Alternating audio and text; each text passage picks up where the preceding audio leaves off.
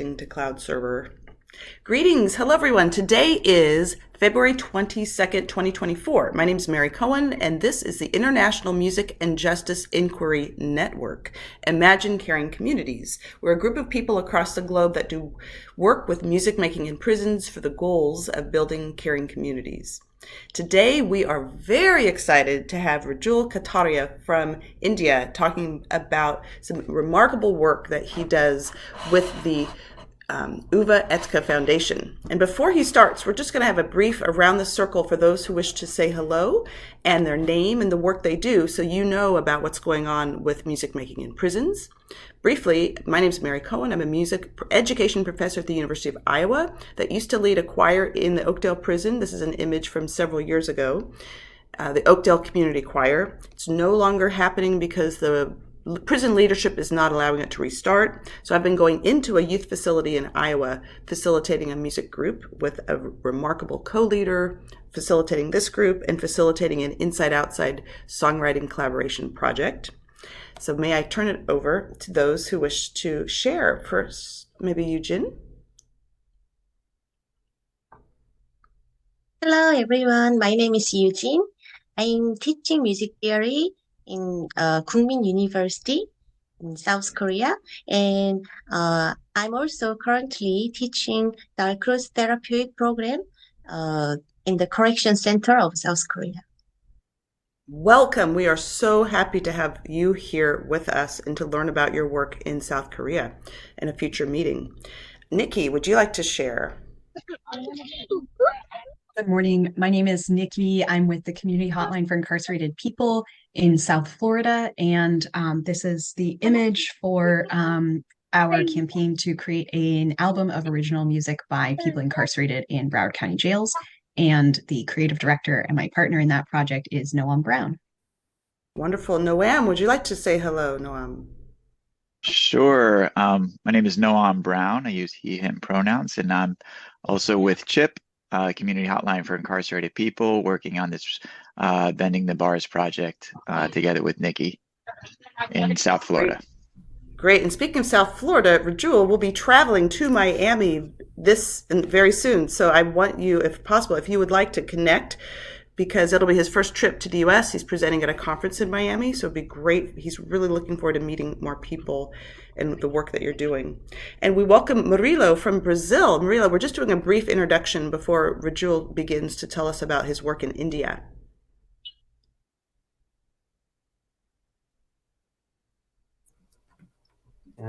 Are you listening to me? Is the audio okay? Yes, we can. So I'm Brazil. Nice to see you all, guys. Today and for the next 4 days, we will be having a congress in Brazil, just for talking about the socio-educative system, is the prisons for youth and juvenile facilities in Brazil. I'm Murilo. I'm a music teacher and work inside the prisonal system for teenagers down here, and that's it. I'll be here with you guys. Brilliant. Thank you so much. Is there anyone else that would like to give an introduction before we turn it over? All right, then if you are not on mute, if you can put mute on so we have a better audio connection, that would be delightful. And I will turn it over now to Rajul. Welcome. Let's give a big welcome, our Zoom welcome. So glad you could be here this day. Thank you, Dr. Mary. My name is Rajul Kataria, and I belong to this organization called the Uva Etka Foundation. And I have my wonderful team here with me today. That's Ms. Punita, who actually began this foundation and this entire program that I'll be talking about. She's my mentor. And there's Bhanu, my colleague. There's Dushyant. There's Asim, and there's Divya. All of us are here on this call, and I also have an associate and a friend, Nilakshi, who will be joining in this call today. I'll keep my presentation and my entire work very brief. I'd like more of a discussion after this, so we'll keep my part very brief and short. I'll talk about the work we do, why we do it, and the context specifically when it comes to India. And after that, I'll open it out to questions, as many as you want to ask us about music, about the law. We'll try and answer most of it. We're not lawyers, we're artists. But we'll try and answer all the questions that we can to the best of our abilities after this. Right, I'll just share my screen and tell me if you can all see it. I hope it's visible. Yeah, great, great. So as mentioned, my name is Rijul. I do a lot of workshopping. I do a lot of research and a facilitator with the Yuva Ekta Foundation. And the specific program that I'll be talking about today is called Threads of Humanity. It's a program that is implemented with at-risk and marginalized youth, specifically those who are in conflict with law, juvenile delinquents. I'll come to every bit of it in detail. Just to let you know that before we begin talking about what we do, it's important to understand where we are doing it. What's the context in India? What is the terminology we use? So that when we move forward, it becomes much easier to understand. So just coming to the very basic terminology, when we talk about juvenile delinquents across the globe, that's a generic term as we understand it. In India, it's called children in conflict with law. So it's children in conflict with law. The technical definition I'll read out and I'll give you what it means after that. So a child in conflict with law means a child who is alleged or found to have committed an offense and who has not completed 18 years of age on the date of commission of such offense. I'll leave this with you. You can read it as much as you want to, but I'll give you the genesis of it. In India, no matter if the child has committed the crime or not, if the case is ongoing or not, we do not assume criminality when we refer to the child. We don't assume delinquency when we refer to the child. This definition of a child who is in conflict with law is very simply based on the child rights approach, that we will understand the context of the child. We won't label him as a criminal for the rest of his life at all. And the law takes a very strong stance about it in India. This will be the way we refer to children. We won't assume criminality. We won't assume delinquency. We'll understand the circumstances the child came from and therefore use a proper terminology for the child. So that's children in conflict with the law. That's the definition. That's the base of it. For the purpose of this presentation, however, I might refer to them as children because that's the terminology here. But I'll also refer to them sometimes as juvenile delinquents. I don't want anything to be lost in translation when I speak to all of you across the world. So that's the thing that I want to be very, very careful about. So once again, very good morning, very good evening, and good afternoon to wherever you are in this world. I'll be taking you through a short journey about our work, and hopefully after that, you'll have lots of questions to ask us, and we can have an engaging conversation after that. Right. So, as mentioned, the children in conflict with law is the legal term. The Juvenile Justice Act is the law that governs anything that happens to every child below the age of 18 in India. That's one, but I don't want to bore you with the technicals. I'll come to the point of what we're talking about. So, when we talk about children in conflict with law, and particularly in the Indian context, I want us all to understand these 4 points very clearly. There is a big history of broken or dysfunctional family setups. And I think that's a global understanding with regard to a lot of children who are apprehended, right? This is nothing new, but the patterns are same. There's either something that's related to domestic violence at home. It could be one. There's also, as we have seen, a history of prior drug abuse. There are local gangs or local mafias within communities, especially vulnerable communities, who take advantage of these young children at a very early age. So there's usually that involved as well. What it also means is that within the community, you won't find positive role models to look up to. Now, all of us who have the privilege of connecting on this platform over Zoom are fairly privileged to know a lot of people around us who we can follow for advice, who we can seek out for our careers, for what to do, for morality, for everything that we look forward to. Unfortunately, the areas where most of these children who come from don't have access to positive community role models. And what they see around them are people who are glorified for violence, people who are glorified for drug abuse. And that becomes the reinforcement or association to follow. I also want us to understand that a lot of these children who are apprehended or put in the facility that we're working in come from very vulnerable and marginalized areas. So what they see around them is also people trying to assert their power through whatever means they have. And the first means is violence.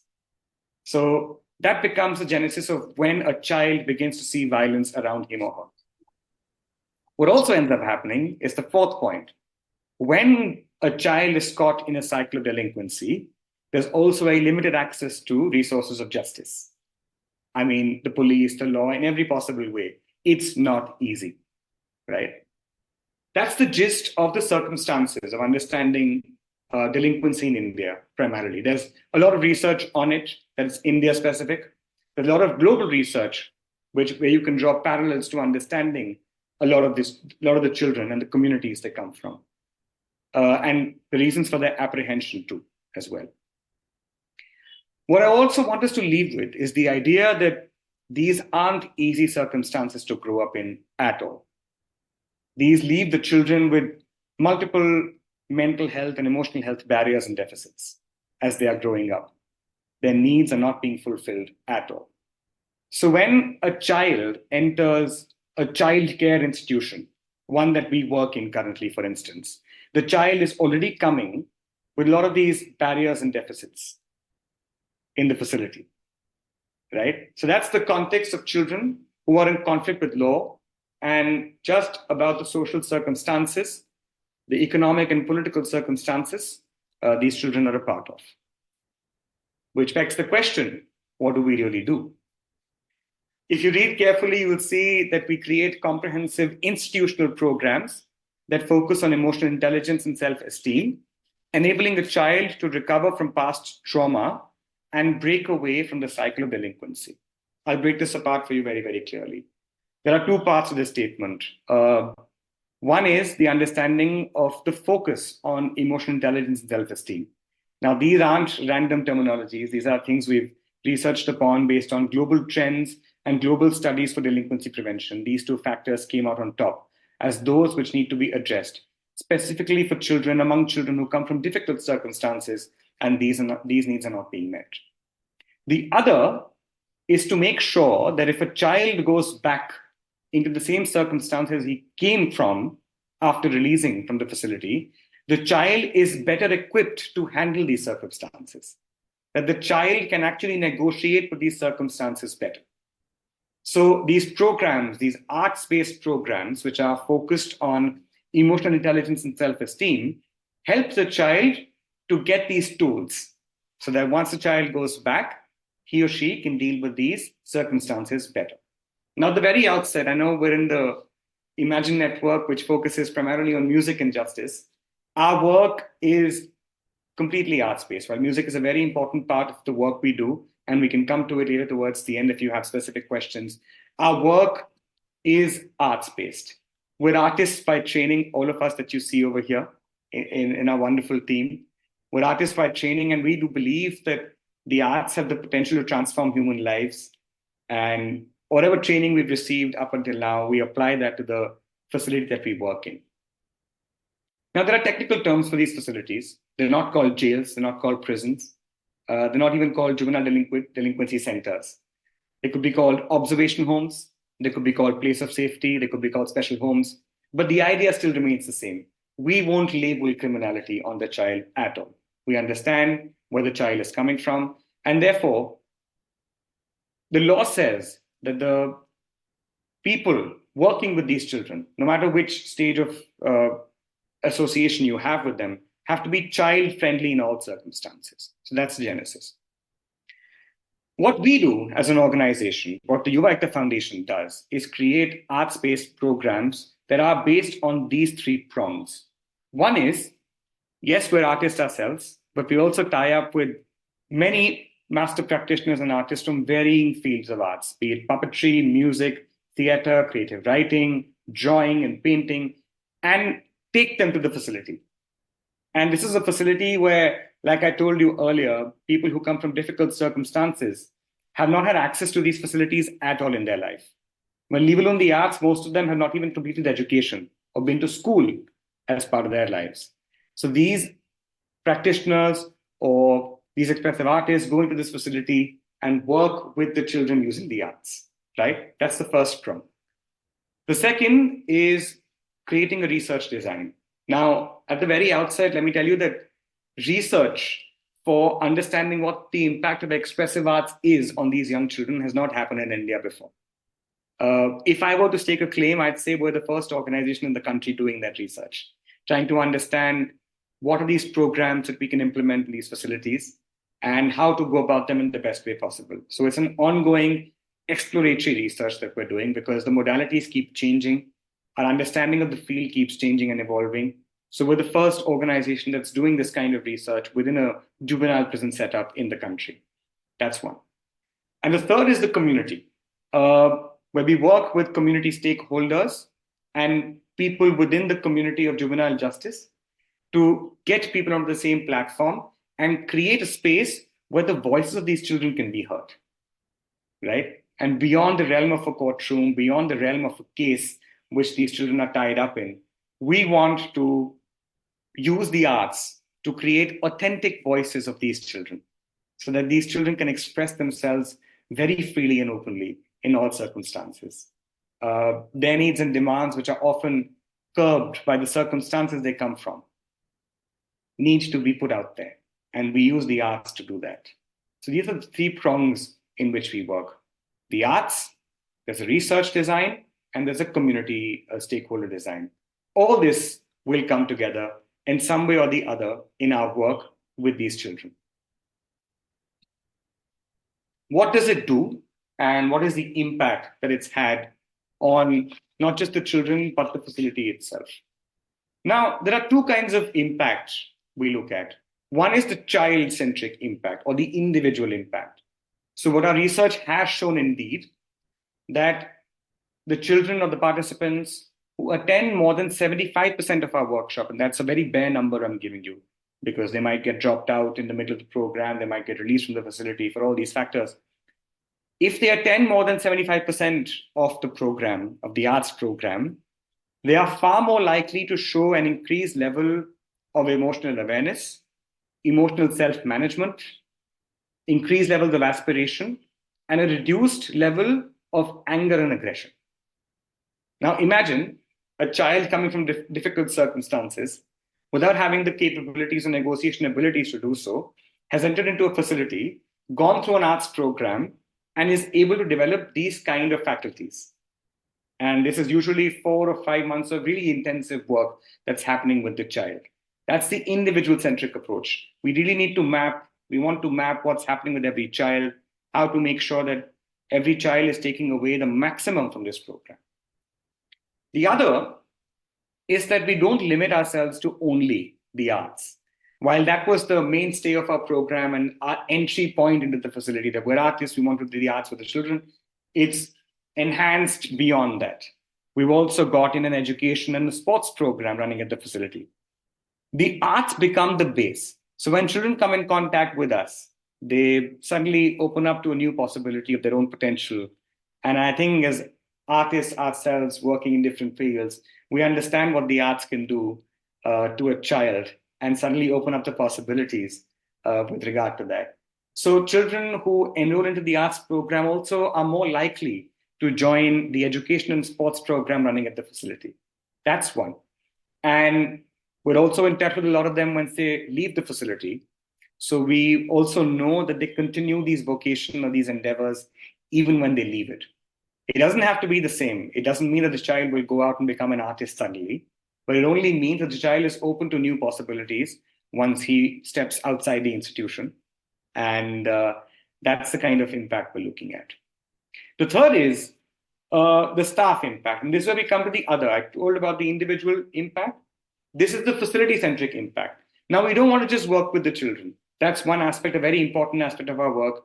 We want to make sure that the program can be more holistic, which means working with the staff constantly, which means working with them separately and also working with the staff and children together so that we can co-create the program with them and make sure the impact is longer, more durable, and the program can continue in a long-term way. So that's the facility-centric impact. We also want to make sure that the staff at the facility is working along with us, helping us if there is an infrastructural deficit that we see for implementing a program, then they help us to overcome that barrier. But that can only happen if we work with the staff constantly and consistently. And these are basic tenets of restorative justice, working with different stakeholders in the same area, same community, so that we can get together and work holistically, work for the benefit of the child more than anything else. And that's what our intent is. Work with the individuals, but also create facility-centric impacts so that we can say that this is a program running at this facility, and we want to implement the same strategy elsewhere. And it's very important to get the staff involved in this. And also why it's very important, these factors that you see, talking about aggression, talking about anger, talking about education and sports, what we also want to understand is that these are young children we're working with, 16-year-olds, 17-year-olds, 18, 19-year-olds. In fact, when I first began working in this facility or working in a similar facility in Delhi, I was as old as these children. The barrier between us was of the privilege. I had the privilege of accessing all these services in my school: education, the arts, sports. I was doing everything that I wanted to do with my teachers who were helping me every step of the way. And this world that I went to was drastically opposite mine. It wasn't a privileged world. So these are young men within these facilities who've not had access to these resources, who are now getting access to it. And as artists, we're constantly only evolving and understanding what can we do to make it better. The arts is our starting point. The arts will always be our bread and butter because that's what we know. And that's how we make connections within the facility. But we also understand these children require a lot more from our end. And that's why the expansion into sports programs and education programs and partnering with the staff to make sure that we can co-create the best program for this child who's entering the facility. And that's impact that we've understood over the years, over the last 5 years quite specifically, in 2018, when we began researching on the parameters that need to be addressed and what is the impact that the program, an arts-based program, can have. And these are the results we've accumulated over the last 5 years of intensively working in the field, 6 years now, actually. Which begs to the question, are there any limitations to our work? Obviously. It can't be a foolproof work. It can't be perfect work. But the idea is to constantly keep evolving to make sure that the same slip-ups are not being repeated, right? We're also not guaranteeing that everything will be hunky-dory at the facility suddenly. No, it takes time. It takes hard work. It takes constant communication with both the staff, the children, and everybody who can enter the facility, right? So how do we do this? One is to make sure that we want to guard ourselves against field exhaustion. This is intense work. Anybody who's working, all of you who are working within prison setups, within community setups, within vulnerable communities, know it's hard work, it's exhausting. So we want to guard ourselves constantly by introducing more practitioners into the fold, right? I would say that my expertise is a very high word. No, it's not. My area of interest is theater, right? I can do a lot of that. There are my colleagues who are very well equipped to handle the arts workshops or story building workshops, but we're not puppeteers. There are other art forms. We're not dancers. So we keep tying up with master practitioners. And what's interesting is what we've noticed as well, that any activity where the child can sit individually, have a piece of paper and express himself is very popular. It's a very safe space. They can draw, they can create small puppets, they can do threading and knitting very well. Any activity which puts them into the spotlight suddenly, like dancing in theater, oof, they take a step back. So we gradually grow programs. We see what the child is responding to, what the children are responding to as a collective, and then gradually build programs that can benefit the child by taking the child's feedback into account. So multiple modalities of expressive arts have been introduced. We've got different practitioners. We've got famous people into the facility as well. And that's been the idea. Introduce these children to as many art forms as possible, as much as we've got access to in our lifetime. That's one. The other, and this is the tricky part, yes, we're doing a lot of research, and it's important that we do a lot of research, but a lot of research tools are not designed for this field. even ones that are in Hindi, that's the language we speak in this area, Hindi, are so sophisticated that understanding these tools for these children become very, very difficult. So what we're working on next is to understand and create research designs that are far more contextualized for this field. And would that mean more qualitative ones? Perhaps. Would that mean designing a simpler quantitative format? Perhaps. But that's work that needs to happen. If we are to create proper standardized research tools to work within settings in India like this, specifically juvenile prison settings in India like this. What it also means is that the artistic tools need to be contextualized.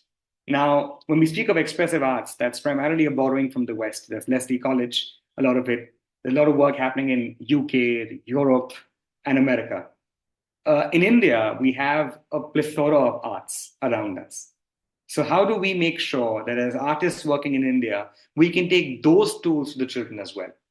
Because, the cultural relativity and the cultural symbolism is very important. I'm more likely to understand the arts and culture within this area as compared to something that's completely different from my circumstance. So what we're also working on is to make sure that the artists we tie up with or the artistic expression we bring into the home is far more contextualized. And so are the research tools. That's one. That's how we overcome all the limitations in our work. And the last one is the most important one. While we work in the facility and we work with the staff at the facility, we don't want it to be an echo chamber. We don't want it to be a place where only people who are in the facility can benefit. For us, the larger community is the biggest stakeholder on the road to justice. How do we make sure that people who don't have a favorable view on juvenile justice or juvenile delinquency are equally aware of the work that we're doing? How do we make sure that once the child is stepping out of the institution, he or she is also meeting people who can support him on the road to recovery? And that's where we want to get more people into the facility. I'm talking about students across universities and across schools. That's one. But I'm also talking about people who are working within the system, the magistrates, the judges, people working in the administrative department. We want to create a field where they can interact with the child beyond the hierarchy of a case or beyond the hierarchy of lawmaker and those for whom the law is made. We want them to hear the authentic voices of the children, which is why we keep organizing something what we call the open days, where people from outside the facility can come inside the facility and view the work done by the boys. We put up exhibitions. It's like going to an art gallery and then viewing work of some famous artists. These children are the famous artists for us.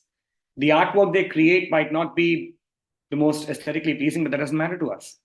It's the authenticity of the emotion which matters to us. And that's what is the game changer. The more authentic, the more real voices that can come out through the arts. I feel that that's where the echo chamber can be broken and more people can be made aware of the work and the importance of this work.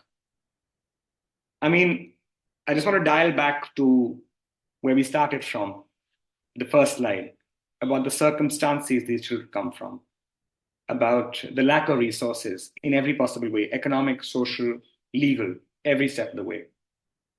To come to an institution and to get a chance, just a chance at working on something on yourself through artistic tools you never had access to, and getting a chance to not only work for yourself, but also showcase your work to somebody outside is a big opportunity. And that's the kind of system we want to create. The arts, the advocacy, the research, working with the system, working within the communities, co-creating programs with the communities, introducing elements that are important for these children. There's education, there's sports, there's everything a child would need to have a healthy upbringing. And therefore, we truly believe that when we try, the only way possible for rehabilitation, that's a long word and a very loaded word that we've used. The only way possible for rehabilitation is to co-create and work together with the children, with the people in the community, with the stakeholders, and work with them as one unit. We're artists. We believe in the transformative power of the arts to transform human lives. And that's always our starting point. So if you do believe, and which I know you do, in the power of the arts, let's go create these safe spaces, these engaging spaces, these expressive spaces for young adults. And that's pretty much the work we do. So thank you. Thank you for your time. I hope I was able to get across most of what I'd intended to.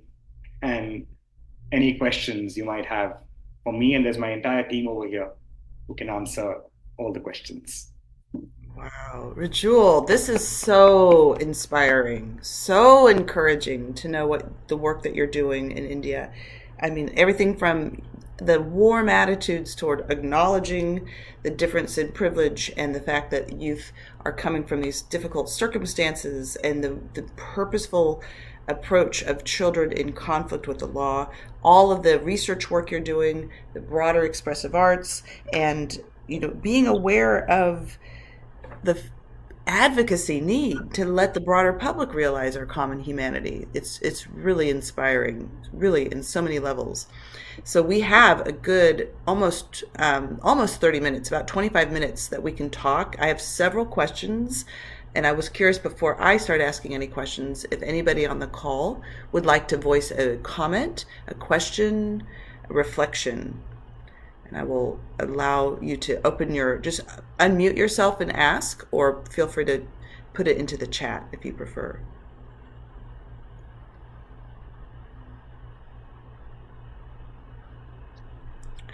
I think I might start. I mean, I can give you more time. I usually wait a lot longer than that when I'm teaching to give students plenty of thinking time to respond. But I wonder if we could start with, there's so many questions in my mind. The awareness and advocacy piece. To what extent do you think that's happening? How do you know? You have these open days where you have people coming in. How do you decide who to invite? How many people come? What are the outcomes of those days? Can maybe just give us a little more description of how those open days work and anything else related to awareness and advocacy?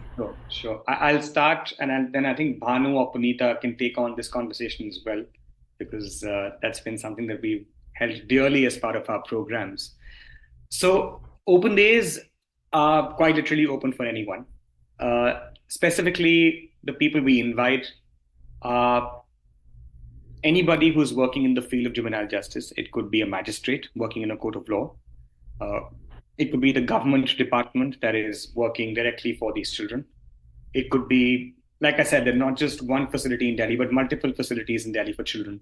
So other heads of facilities, people working in the civil society organizations, in the field of child rights, in the field of juvenile justice, anybody and everybody, our close friends and associates, anybody is more than welcome.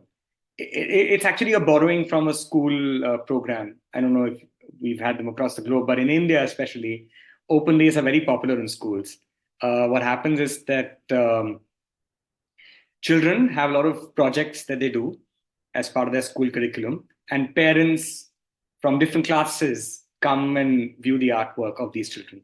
Same concept applied into the facility like this.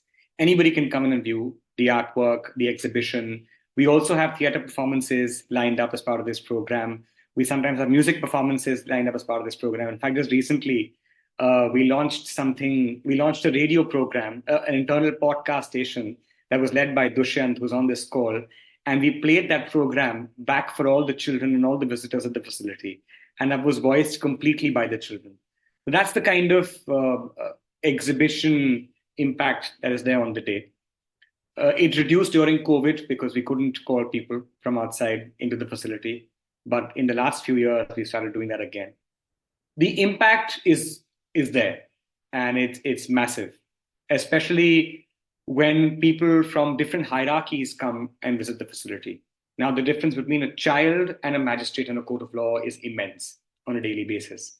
But when that magistrate is getting to know the child through the artwork, there's a very simple, humane, and warm connection that gets formed through that interaction. So the impact of that interaction is tremendous. We know that, for instance, a lot of magistrates who've come and interacted with the children and got to know a little bit about them it's reflected later in their cases. And the interaction with the children has changed over the years. Once magistrates and government departments look at the children through this artwork, that interaction, it changes. There's a big qualitative impact that these open days or these advocacy sessions have on both the children, because it boosts their morale and confidence. Somebody is looking out for us, somebody is coming to see our artwork.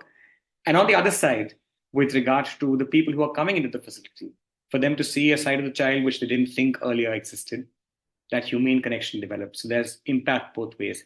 I'd like to chime in Punita and Bhanu here to add a bit more about open days and the impact of open days, if you have something to add on that. You're on mute, Punita, sorry. I said, we've come to cheer for you. No. We're your cheerleaders here. No, I'll go last. If Bhanu, Dushyant want to add, I'd love to hear them. Please go ahead. No, just also to add that there are also the parents of the children who are also invited to the open day, and they have come. Not all of them actually eventually end up coming, because it's the day. A lot of parents are day laborers, so there are a lot of complications for them to just like leave their job and come and see the performance. But a lot of times parents have turned up, and it's such an important feeling for the children to showcase their work in front of their parents and to kind of have that confidence and a boost of like this cheer that is coming their way, because these activities are not enough. Like there are a lot of voices around, sorry about that, there's a lot of voices which is telling the kids that, you know, you're not good enough, you might not be able to make it. So then just to have this kind of space that the kids can express that there are people who are actually proud of what they're doing is very important for the morale, the self-esteem, the emotional intelligence, the growth, the parameters that we are looking at. Yeah, and actually just to add to what Manu was saying, you know, the children are kept at the different exhibition displays where the stands are, and they take the visitors through whatever has been displayed. So in the explaining of their work, there's such a buy-in to the work. I mean, you know, they may have done it initially. Some of them are really invested. Some of them are fooling around. But when they start explaining it, and more when they find that they've got the attention of the visitor. Now, it could be a magistrate who normally there's this whole hierarchy in a courtroom, you know. He's sitting up there and they're looking up at him, and it's generally he dismisses them for the next court date. But here he's standing and as an equal, listening to what they're saying, taking it in, asking questions, meaning giving importance to the conversation. It just turns it around for them, you know. And then they actually understand at the end of it, oh, so this is what they've been trying to do for us, and this is the value of it. That today we stand on an equal footing, and the person we're talking to, it could also be a visitor, you know, who is just casually dropped in, or we've invited them, but someone they would normally not be able to engage in a conversation with, because in terms of class and language, not their equal, you know. So to see it from their point of view, oh my God, I've clearly done something of value here, gets them to value much more what they have done than if it was just because they've got a little used to us being around and us pushing them, etc. But when a stranger comes and says, wow, did you really do that yourself? They suddenly relook at themselves and say, well, okay, not so bad then, actually. You know, so yeah, that's part of the fun of it all. Yeah. Dushyant, do you want to add anything? Okay. Okay. Back to Yeah, it also makes the place more dynamic. It usually tends to get very stagnant because, you know, it's a observation home, we call it, but it's a prison setting. There are not a lot of people, there are not a lot of visitors who come, and at least like there are not many facilitators, many organizations which are working in the field, unfortunately, right now, which is something that we would want to change more, have more collaborations in place. But these open days also give that avenue. We invite a lot of master practitioners, we invite a lot of other organizations to come and open avenues for collaborations if something like this is possible, so that they can come and see what the space is all about, what are the possibilities of work that are happening, and if there's a possibility of collaboration in place. So how often do you have these open day events, and are they at all the different locations? It sounds like it's you have multiple locations. Give us more of that kind of picture. So currently, we're consistently working in one observation facility in Delhi, which is called the Place of Safety and Special Home. We've done such programs in other spaces as well, but this has been consistently mainstay for the last 6 years. At least once a year, we definitely organize an open day, depending on the time at the facility that we get. And it means taking permissions, inviting people, that all. We've had occasion in the past. In fact, last year we did 2 open days. We've done 2 open days before the pandemic. So there's at least one open day for sure, but we try and organize more than one. We make it 2. But even if we can't organize an open day, what we do are shorter gatherings. So if there's a bigger master practitioner who is coming into the facility to work with the children, we also invite a few other people and say, you know what, this is a good chance. Why don't you come? So I remember once we called a very famous one of the high magistrates of the Supreme Court of India. So he came into the facility once to meet the children once he'd retired from his duties. And he's the mentor we look up to in the field of juvenile justice in India. So we call him sometimes, or we call somebody else who is working in the field, or we call somebody from the outside who has got no connection with the field whatsoever, but just wants to work with the children. So we try and introduce more of these occasions if we can't do an open day, but at least once a year, we organize open days specifically at this facility. In fact, the other facilities that we work in, fortunately, what has happened in the past has been shorter programs of say 2 weeks or 1 month, the result of which is an exhibition or a performance. And it needs to be showcased. So that fortunately opens up more doorway and room to call more people from the outside and talk about the work we're doing at the facility. But at the specific one, minimum once a year, and try and find more occasions where people from outside the facility can come and work with the children. Good. Okay, a couple questions, and they're not exactly related, but what about females, girls that are in conflict with the law? What happens with girls? So specifically in Delhi, and in fact, that's the trend across India, we don't have many girls who are in conflict with the law. Most of them, there's another category most of the girls fall into the category of children who need care and protection from exploitation, abuse, neglect. There are also, boys and girls both fall into this category as well. But there are not many homes or facilities where females or girls who are in conflict with law are kept. If there are, at best could be 2 or 3 across the city or across the state. And it's far more, they're kept with girls who need care and protection. Now, these could be government homes, or these could be run by private organizations with the permission of the department and all requisite protocols. In fact, we work very closely with an organization called Salam Balak Trust in Delhi, which is a home for street and runaway children, for those who need care and protection. And that's where you'll find a lot of the girls as well. So some of the girls, Mary, are kept with women in the women's prison, a place called Nirmal Chaya. And these are girls who necessarily have been trafficked or who have been picked up for trafficking. So they really are actually in need of care and protection. But that's the category then that are not kept to a home where you have street children kept. Right? So these are the trafficked girls. And as Rijul said, it's a very small number. But that number is really kept then with the women prisoners. And it's a very different setup, and they don't keep them together. So we've actually had to choose. And the category we work with are the most challenged because they are the eldest group. They're from 16 to, and because the case takes a long time, to either get convicted or cleared, they're 16 to about 23 years old. So they're actually young men. Yeah. And most of them, anyway, people find teenagers challenging. Now, these are teenagers who've taken on the law. So I remember the first time I went, for me, it was a scene out of To Serve with Love, where, all of them were like this with their hands, cocky against a wall, saying, what are you going to come and teach us? And we said, we've not come here to teach you anything. We've come to spend time with you, to get to know you, Okay. and that kind of, so you're just trying to actually bring the walls down, break through, ice break. A lot of our initial work with them is ice breaking. And then building trust, which is the biggest challenge. because every bit of the way they have been betrayed, by the family, by their friends, by the system now. Yeah. Mm.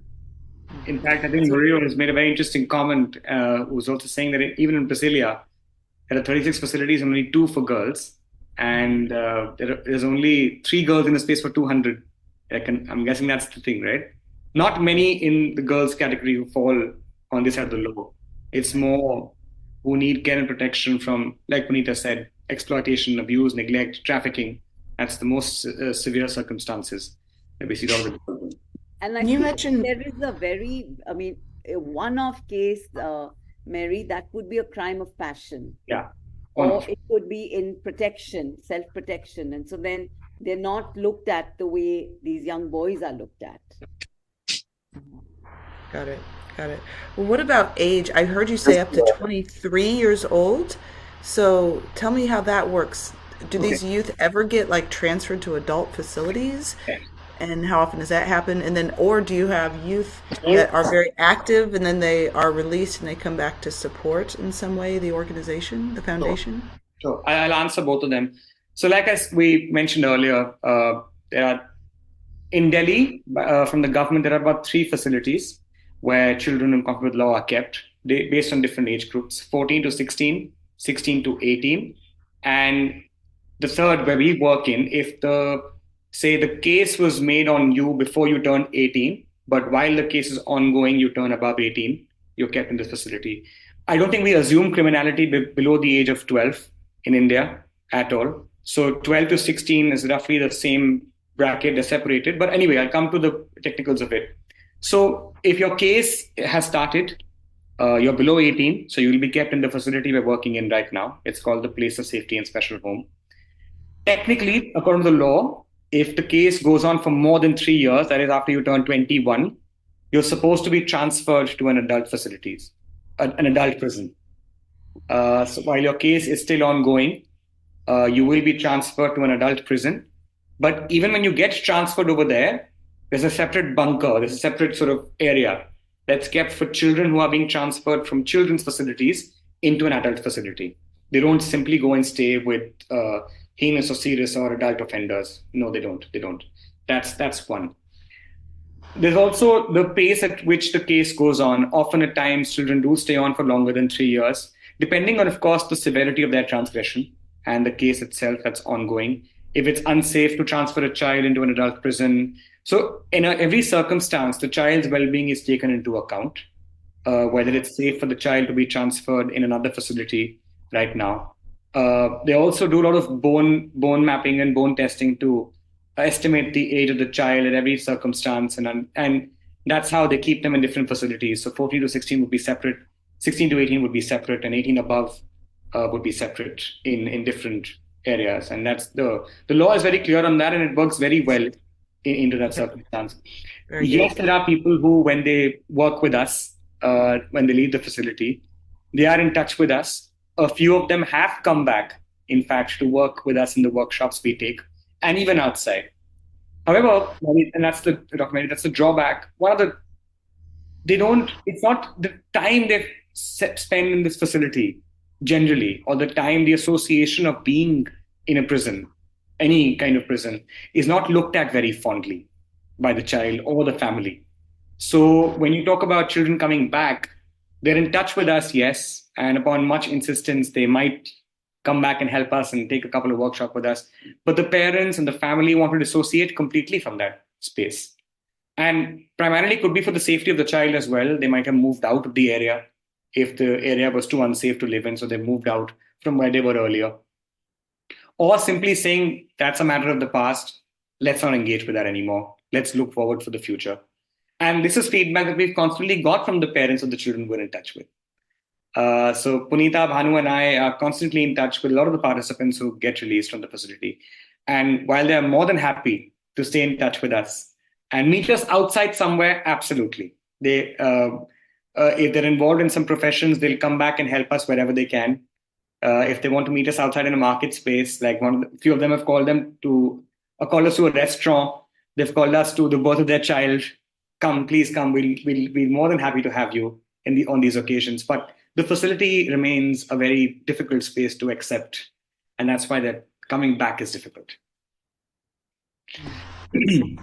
I love hearing the fact that you are still able to be in touch with the youth when they're done, because that's something that is not common where I am in this one youth facility that I'm going to. Yeah.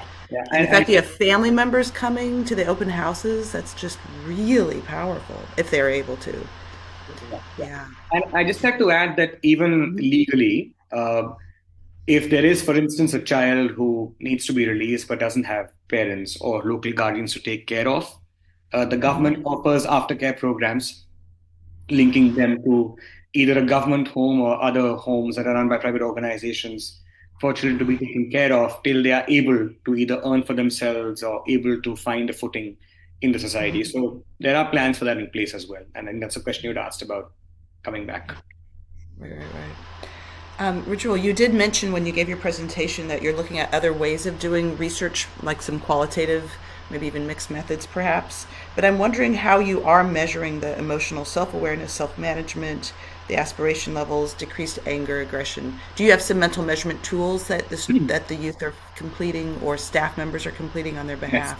Yes. Just very briefly, then I'll stop asking questions and turn the recording off so we can have a further conversation.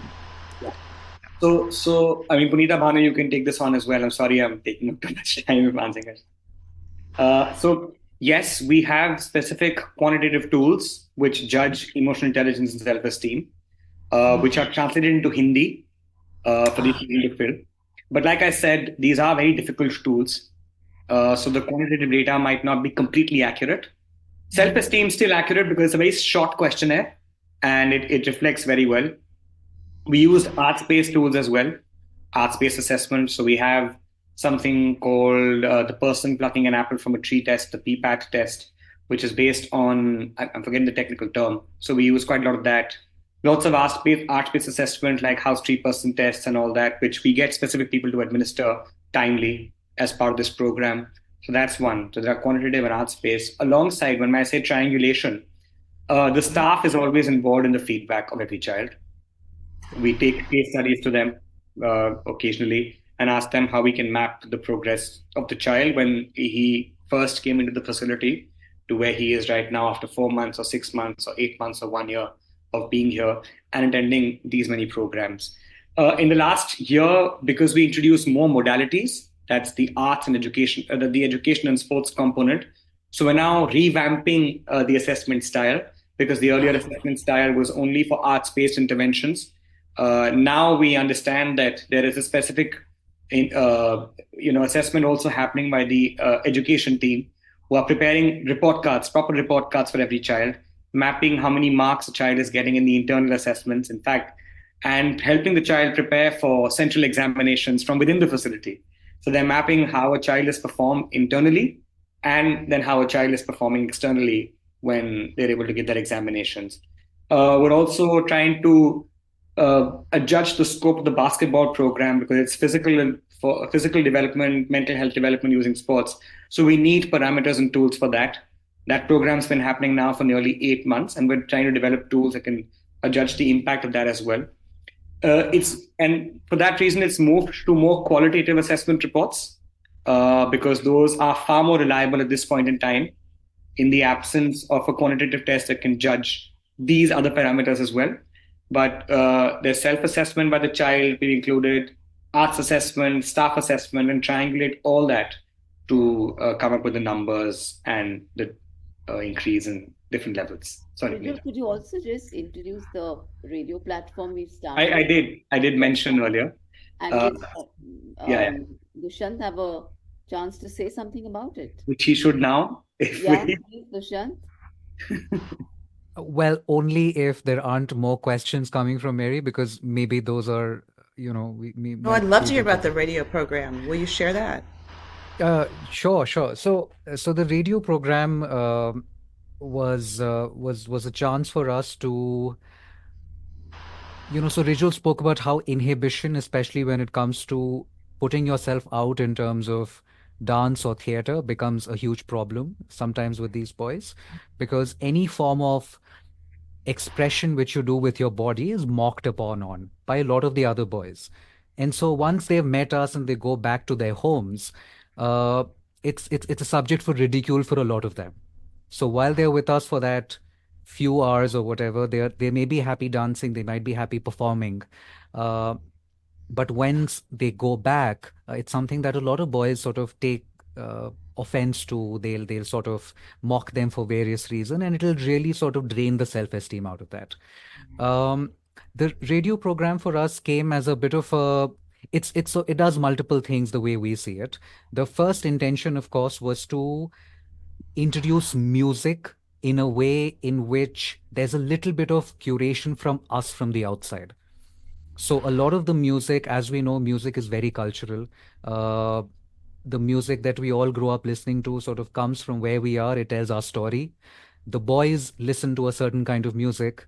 It's a music that I would say kind of propagates this cycle of sacrifice, violence, that you have to be at it. You know, you have to take a life to earn a life. Our intention was to first introduce some music which maybe is a little bit different. It helps them open their ears and maybe even their minds to different possibilities. So all music doesn't have to be about sexualizing a woman. It doesn't have to be about being a part of a gang. Music can be different. So that was one intention. The second intention is that when it comes to talking about certain things, for instance, if I'm talking about what my relationship with my father was when I was growing up and how he wasn't there, how I have seen the men in my family abuse the women in my family. Uh, or it's talking about, for instance, how the boys sort of see women a certain way, how the songs and the movies in a way have made women this object of desire. But there is a lot more to it. And that comes from them asking us, well, sir, how do you make a girlfriend? You know, it's a simple question. How do you do that? And so the radio gives us this chance of um, answering all of these questions, but in a quieter way, in smaller groups, so that we're also able to hear them more clearly and openly. So if a boy hesitates to speak in front of 20 people, in a smaller group or in a personal interaction, he will, say that um, I've seen violence in my home, and it's something that really bothers me. And one day I will take revenge, or I won't. And then these are conversations that open up. And so by getting a piece of those from different boys, we sort of catch snippets in these discussions, and then we string them together in the entire home sort of hears this. The entire home, including the staff, including all the boys, are basically hearing about what it is that is happening in each of their lives and somehow how all of it actually matters to us. Even though I won't say it, I'll be quiet about it, I'll be macho about it, but things with sexual health, things related to um, hierarchies, patriarchy, things related to just careers. Very recently we recorded this one episode with an ex-serviceman who the boys sort of tried interviewing him. They were curious to know, how does one get into the armed forces? uh, from somebody from my position, is it something that uh, one can jump to? Because I have a lot of rage and aggression inside me. Maybe the forces helps me channelize it. So we got in somebody to help them explore that through the radio platform. So the radio platform is essentially just a tool for us to have varied conversations on, while of course giving the boys a space to also self-express. So somebody wants to sing, please come and sing. Somebody wants to tell stories, please tell us stories. Somebody likes stand-up comedy, do whatever you have. Open yourself up so that you don't have to look into the other person's eye, but they can still hear you and rejoice that. So it's just another form of communication essentially. And Wonderful. That's brilliant. we try taking feedback as well. So we put up these little letter boxes which they post sometimes comments to us as feedback, as things they'd want to do. Um, that's what the radio program is. Sorry if This is that was long. brilliant. I'm No, sorry. that No, was this was so helpful. So helpful. I just want to make a quick announcement and a welcome. And that's just to make sure everybody knows this past hour we've been talking with Rajul Kataria from the Uva Ekta Foundation, doing remarkable work, arts-based work for youth in conflict with the law in India. And our next IMAJIN meeting will be in March on the 28th, 7 a.m. Central Standard Time USA, and Dr. David Lindsay will be sharing his dissertation research, the role of musicking in carceral environments in England and Wales. And then we'll have a few original songs from the Inside Outside Songwriting Collaboration projects. And a big welcome to Dr. Andre de Quadros, who joined our call, the co-author of Empowering Song, Music Education from the Margins, which I'm sharing out very regularly. And his email address is there in the chat. I'm going to close the recording so we can continue the conversation in a more informal way.